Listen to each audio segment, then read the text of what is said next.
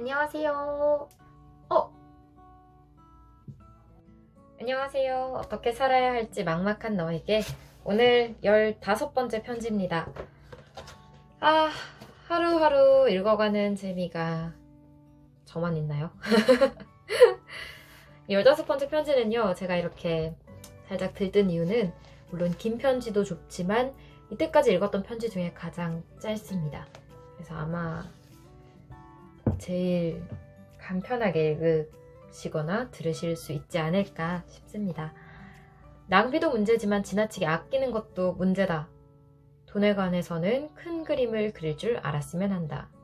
여러분은 낭비하는 게 문제신가요? 지나치게 아끼는 게 문제신가요? 다들 다르시죠? 외지에서 혼자 생활하고 있는 멍화가 돈을 아끼느라 정작 자신이 정말 하고 싶은 일을 하지 못할까 걱정이 들어서 다음과 같은 편지를 보냈다. 아이에게 하고 싶었던 이야기는 돈에 있어서는 조금 더 큰 그림을 그릴 수 있어야 한다는 것이었다. 멋있는 아빠네요. 저도 나중에 이런 부모가 되고 싶습니다. 멍아에게 지난번에 멍신이 했던 말 기억나니? 언니, 이제 신용카드가 있으니까 매일 좋은 식당에서 밥 먹겠네? 멍씨는 신용카드만 있으면 쓰고 싶은 대로 마음껏 쓸 수 있다고 생각하는 것 같더구나.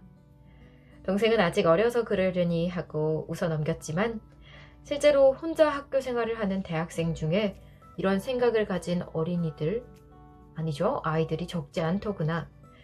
부모가 힘들게 번 돈을 펑펑 쓰면서도 아무런 거리낌이 없는 것 같아. 물론 우리 딸은 정반대지. 우리가 자유롭게 쓰라고 준 돈을 정말 아껴 쓰고 있다는 걸 알고 있어. 너에게 준 신용카드 명세서만 봐도 그 사실을 알 수 있지. 이 점은 정말 칭찬하고 싶구나. 하지만 아빠는 네가 돈을 아끼느라 돈의 효용을 모르고 사는 건 바라지 않는단다. 아빠는 대학 시절부터 돈에 인색하지 않으려고 노력했어. 돈을 벌기 시작하면서부터는 더더욱 그랬지. 그렇다고 쓸데없는 곳에 돈을 낭비하라는 건 아니란다. 만약 돈으로 어떤 문제를 더 효율적으로 해결할 수 있다면 나는 그 돈이 가치 있게 쓰였다고 생각해. 실제로 아빠가 지출한 돈은 나중에 몇 배의 도상으로 돌아온 적이 많았어.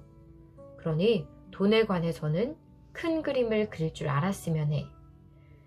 10여 년 전에 IBM에서 면접을 봤을 때 면접관이 이런 질문을 했었어. 갑자기 당신에게 큰 돈이 생긴다면 그 돈을 어떻게 쓸 것입니까?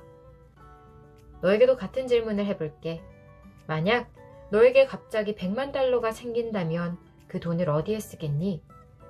1000만 달러가 생긴다면 무엇을 하고 싶어? 지금 당장 대답하려고 하지 말고 천천히 생각해보렴. 나중에 시간이 날 때 함께 이 문제에 대해 이야기해보자꾸나. 아빠가. 3분 정도 걸렸네요. 정말 짧은 편지였습니다. 그래도 생각해볼 거리가 있죠. 대학 시절에 저는 사실 돈도 써본 사람이 써본 놈이 잘 쓴다 뭐 그런 말이 있잖아요. 대학 시절에 저는 돈의 효용 잘 몰랐던 것 같습니다. 그렇다고 지금도 잘 알지는 못하는 것 같기도 해요. 그런데 이 편지에 보면은 돈으로 어떤 문제를 더 효율적으로 해결할 수 있다면 나는 그 돈이 가치 있게 쓰였다고 생각한다 라고 아버지가 말씀을 하셨는데, 물론 돈으로 모든 문제가 해결이 되는 건 아니죠.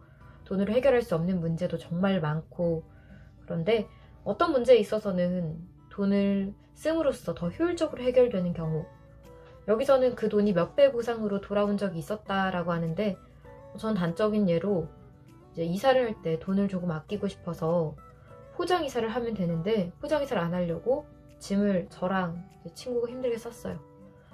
그리고 나서 짐을 풀고 짐을 옮기고 이사를 하고, 사실 너무 고생스러워서 몸살도 나고 그때 심지어 몸이 너무 안 좋아서 침도 맞았던 것 같아요. 침도 맞고 근육통 약도 먹고 그렇게 한 일주일 동안을 거의 일주일을 시간을 낭비를 한 것 같아요.